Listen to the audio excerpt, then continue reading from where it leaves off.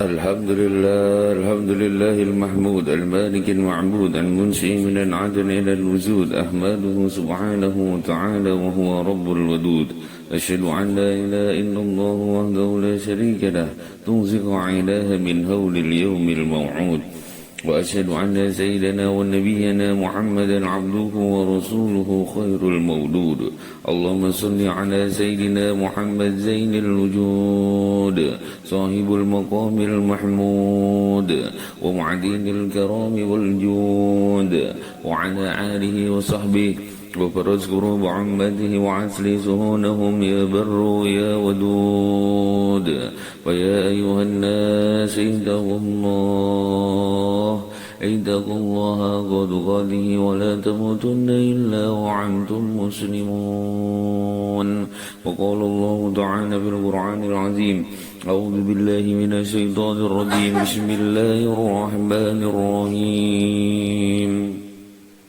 الذي خلق الموت والحياة ليبلوكم أيكم أحسن عملا وهو العزيز الغفور صدق الله العظيم عما بعده.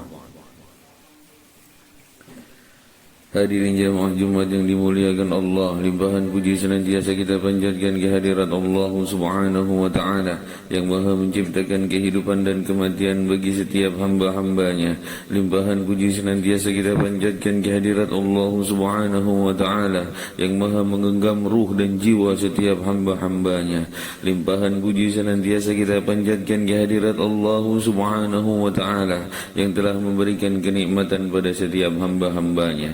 Dan ketahuilah bahwa bertakwa kepada Allah Subhanahu wa Ta'ala adalah selezat-lezatnya kenikmatan bagi setiap hamba-hambanya.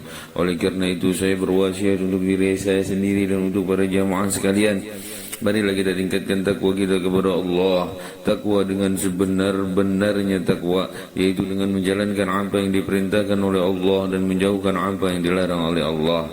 Hadirin jamaah Jumat yang dimuliakan Allah, salawat serta salam yang terindah senantiasa kita sanjungkan kepada junjungan kita, kecintaan kita, kekasih kita, Sayyidil Wujudi Afdalil Mawjud Sayyidina Muhammad sallallahu alaihi wasallam beserta keluarganya, para sahabatnya dan kita selaku umatnya yang senantiasa bersolawat kepadanya, wa insyaallah kita akan mendapatkan syafaatnya.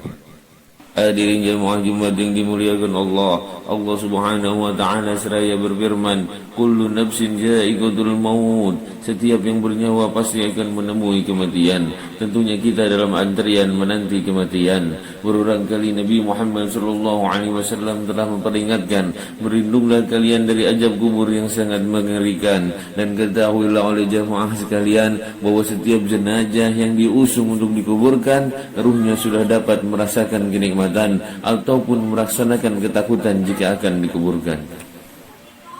Sebagaimana diriwayatkan di dalam kitab Sahihul Bukhari bahwasanya Rasulullah sallallahu alaihi wasallam seraya bersabda, apabila seorang yang beriman telah dijemput kematian dan jenazahnya diusung untuk dikuburkan, maka berkatalah ruh orang tersebut, qadimuni qadimuni qadimuni, bercepat, bercepat, bercepat, karena ia akan mendapatkan sebuah kenikmatan di dalam kuburnya, yaitu dipertemukan dengan Sayyidina Muhammad sallallahu alaihi wasallam.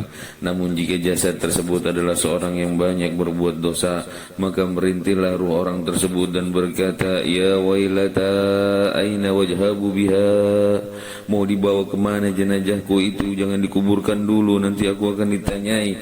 Hadirin jamaah Jumat yang dimuliakan Allah, sedemikian takutnya para pendosa akan siksaan yang terdapat di dalam kubur mereka, hingga ruh-ruh mereka berkata dan meminta untuk tidak dikuburkan dulu dikarenakan dahsyatnya siksaan tersebut. Diriwayatkan di dalam kitab Sahihul Muslim tentang kedahsyatan suara siksaan di dalam kuburan, bahwasanya Rasulullah sallallahu alaihi wasallam seraya bersabda, jika seandainya aku tidak khawatir kalian akan wafat dikarenakan takutnya, atau akan hilangnya pendengaran kalian dikarenakan takutnya, maka aku akan pintakan kepada Allah Subhanahu wa Ta'ala untuk memperdengarkan dahsyatnya siksa di dalam kubur untuk kalian dengarkan. Hadirin jamaah Jumat yang dimuliakan Allah, diriwayatkan dalam kitab Sahihul Bukhari bahwasanya Rasulullah sallallahu alaihi wasallam di dalam khutbahnya pernah menyampaikan bahwa sesungguhnya Allah Subhanahu wa taala telah memperlihatkan kepadaku sesuatu yang belum pernah diperlihatkan kepadaku sebelumnya, yaitu surga dan neraka beserta isinya. Dan saat itu pula Allah Subhanahu wa taala mewahyukan kepadaku bahwasanya nanti umatnya akan mendapatkan cobaan yang sangat berat dan sangat mengerikan di dalam kuburan. Contoh adalah didatanginya setiap kuburan oleh malaikat yang bersama dengan Nabi Muhammad SAW. Maka saat itu ahli kubur akan ditanya oleh malaikat tentang Nabi Muhammad, dan malaikat seraya berkata, "Ma'ilmuka bihadzal rasul." Kenalkah kau siapa orang ini? Apa pengetahuanmu tentang orang ini? Jika dia seorang yang banyak berbuat dosa dan hatinya tidak pernah terikat dengan Nabi Muhammad selama berada di dunia, maka dia pun akan menjawab dengan merintih, "La adri," aku tidak kenal siapa dia.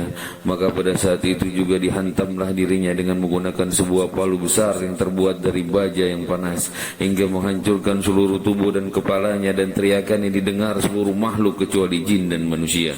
Na'udzubillah summa na'udzubillah. Hadirin jamaah Jumat yang dimuliakan Allah, namun jika dikuburkan adalah seorang yang soleh, yang hatinya senantiasa terikat dengan Nabi Muhammad selama berada di dunia, dan malaikat pun datang kemudian bertanya kepadanya, "Ma'ilmuka bihadzal rajul." Kenalkah kau siapa orang ini? Apa pengetahuanmu tentang orang ini? Maka dia akan menjawab, "Wa Muhammad Rasulullah sallallahu alaihi wasallam, ja'ana bil bainati wal huda wa ajabna wa taba'na, wa Muhammad wa Muhammad wa Muhammad." Dia Muhammad Rasulullah sallallahu alaihi wasallam datang kepada kami dengan membawa hidayah dan membawa tuntunan keluhuran. Dia Muhammad, dia Muhammad, dia Muhammad. Maka para malaikat seraya berkata, "Fa yaquluna salihan." Istirahatlah dengan tenang wahai orang yang saleh.